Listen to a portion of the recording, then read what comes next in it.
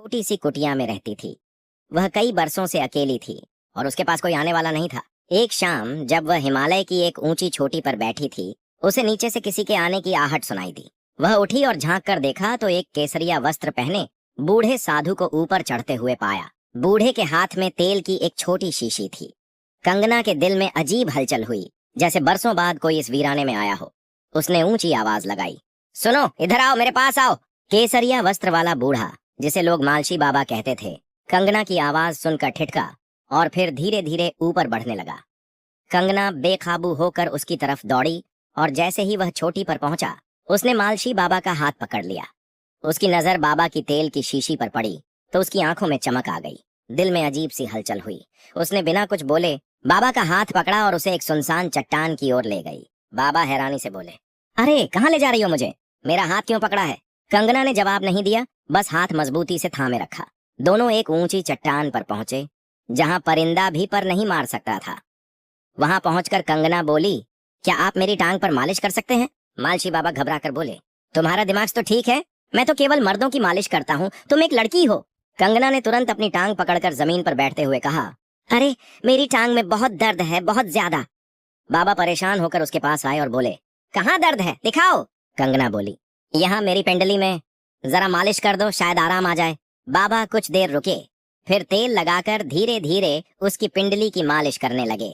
कंगना ने आंखें बंद कर लीं, जैसे उसके चेहरे पर शांति उतर आई हो, मगर अंदर ही अंदर जैसे कोई छुपा मकसद पूरा हो रहा था। रात हो चुकी थी। हिमालय की ठंडी हवाओं के साथ अंधेरा छा गया। बाबा उठे और नीचे उतरने लगे। तभी कंगना पीछे से पुकारती आई, रुको, अब कहाँ जाओगे?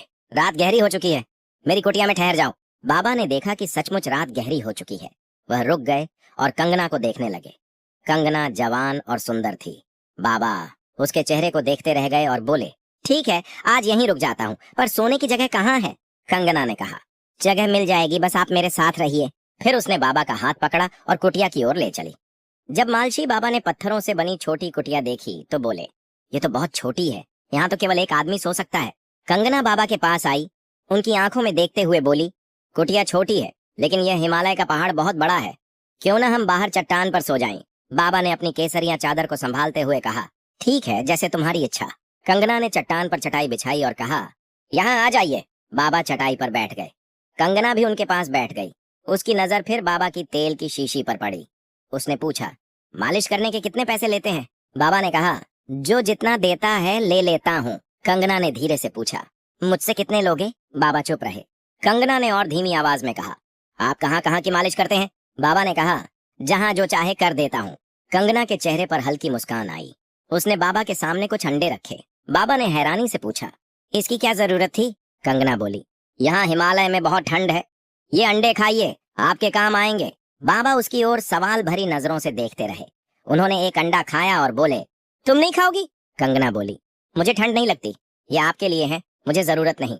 बाबा कुछ समझ नहीं पाए। उन्होंने दूसरा अंडा भी खा लिया। रात गहरी हो गई। बाबा चटाई पर लेट गए और कंगना दूसरी चटाई पर। दोनों सो गए। सुबह हुई। बाबा अभी सो ही रहे थे कि कंगना उठी और पास की एक चट्टान पर जाकर बैठ गई। वह अपना हाथ पकड़कर जोर जोर से चिल्लाने लगी, हाय मेरा हाथ, मेरा हाथ। बाबा की नींद खुल गई। वह तुरंत उसकी ओर दौड़े।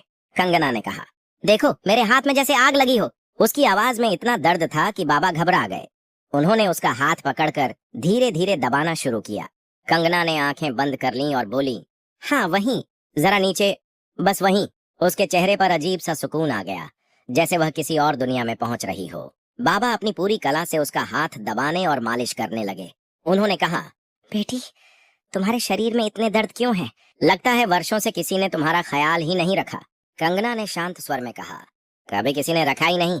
फिर अचानक मुस्कुराकर बोली, लेकिन आप तो रख सकते हैं ना? बाबा का दिल कांप गया। वह उसकी आंखों में देखते रहे और फिर सिर झुकाकर बोले, हाँ, अगर तुम चाहो तो मैं तुम्हारा ख्याल रख सकता हूँ। अचानक कंगना उठी और तेजी से एक बड़ी चट्टान के पीछे छिप गई। बाबा भी उसके पीछे गए।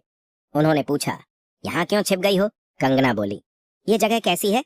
यहाँ कोई नहीं, बस आप और मैं। बाबा हैरान होकर बोले, तुम्हारा मतलब क्या है?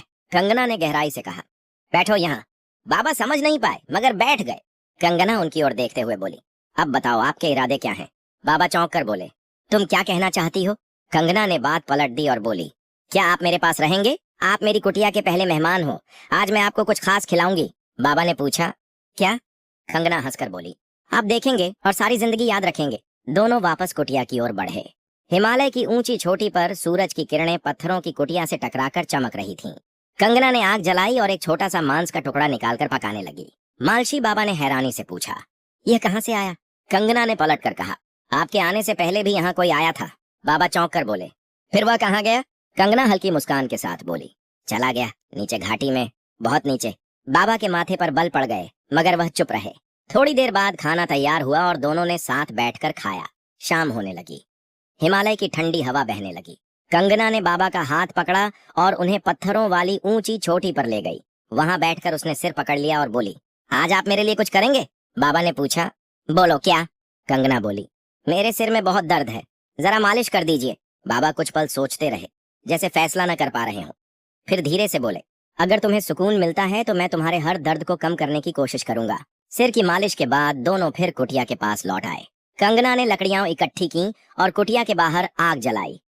दोनों आग के पास बैठ गए। कंगना ने बाबा की आंखों में देखते हुए पूछा, क्या आप अकेले हैं? आपकी पत्नी नहीं है? बाबा जवाब देने ही वाले थे कि कंगना तुरंत बोली, अच्छा अच्छा, परेशान मत होइए, दिल छोटा मत कीजिए, मैं हूं ना आपकी। बाबा चौंक गए मगर चुप रहे। थोड़ी देर बाद दोनों वहीं आग के पास लेटकर सो गए। सुबह हुई। कंगना धीरे से उठी और पास के पहाड़ पर चली गई। वहां एक गोल घेरे जैसी जगह थी। वह उस घेरे में बैठकर जोर जोर से रोने लगी और अपने आप से कहने लगी, इस खूबसूरती का क्या फायदा जो मुझे सुकून ही न दे? अब यह दर्द बर्दाश्त नहीं होता। इससे तो पहले मैं अच्छी थी, कम से कम चैन तो था। उधर मालशी बाबा की आंख खुली। जब उन्होंने कंगना को पास न पाया तो उसे ढूंढते हुए वहीं पहाड़ की ओर गए। वहां पहुंचकर देखा कि कंगना उस घेरे में बैठी रो रही है। बाबा धीरे से उसके पास आए और पूछा, क्या हुआ तुम्हें? यहाँ क्यों बैठी हो? कंगना तुरंत चुप हो गई और बोली, कुछ नहीं, मैं ऐसे ही आई थी, मेरे पैर में थोड़ा दर्द है। बाबा ने उसके पैर दबाए और उसे कुटिया के अंदर ले आए। फिर उन्होंने गंभीर होकर पूछा, ये सब क्या है? तुम्हें रोज दर्द क्यों होता है और तुम उस पहाड़ पर क्यों गई थी? कंगना बोली, ये मेरी सजा है और यह सब मैं आपके लिए कर रही हूँ। बाबा हैरानी से बोले, मेरे लिए कैसे? कंगना की आंखों में कोई रहस्य झलक रहा था, मगर उसने कुछ नहीं कहा